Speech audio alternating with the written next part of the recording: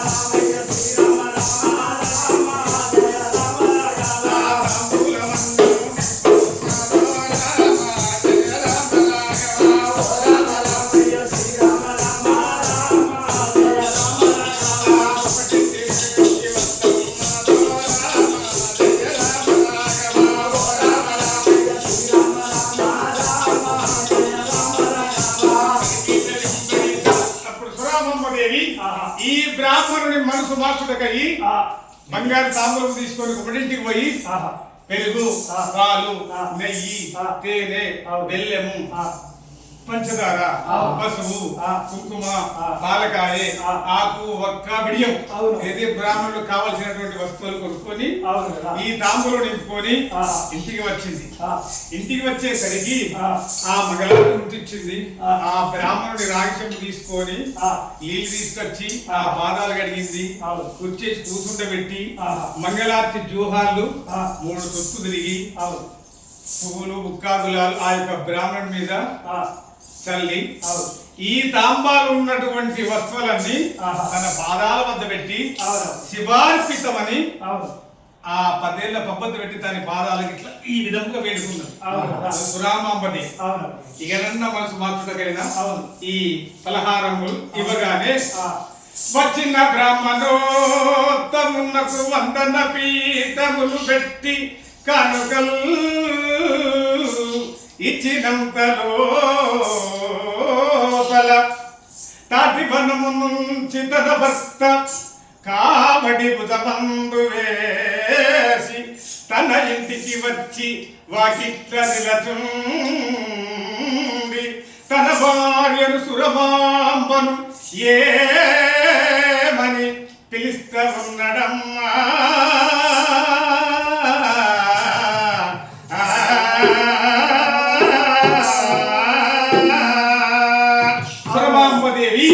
ఈ విధముగా వచ్చినటువంటి బ్రాహ్మణులకు మనసు వాసుటకైనా తెచ్చినటువంటి కానుకలు తెచ్చి శివార్పితం అనుష్ఠించడంతో లోపల అంతముదేమున్నది తలుపులు తీసి ఉన్నాయి. అంతే ఈ కానుకలు ఎప్పుడైతే సమర్పించిందో తీసినటువంటి తలుపులు తానంతటవే తలుపులు పడ్డాయి.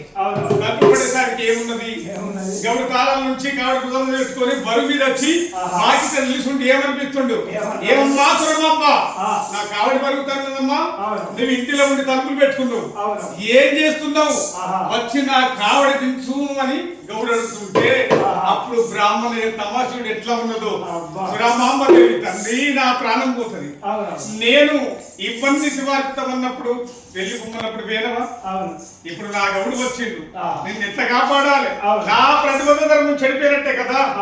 ఈ విధంగా ఇంట్లో నెత్తంత పట్టుకుంటారు సురామాంబదేవి. ఏసున్న తలుపులు తీసున్న తలుపులు ఏసి ఉన్నాయి.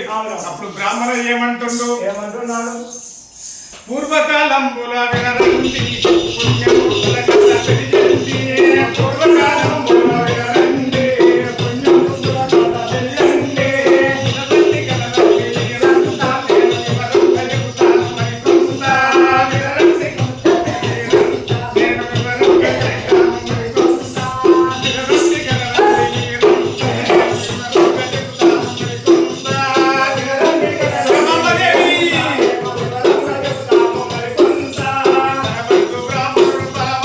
కనరండి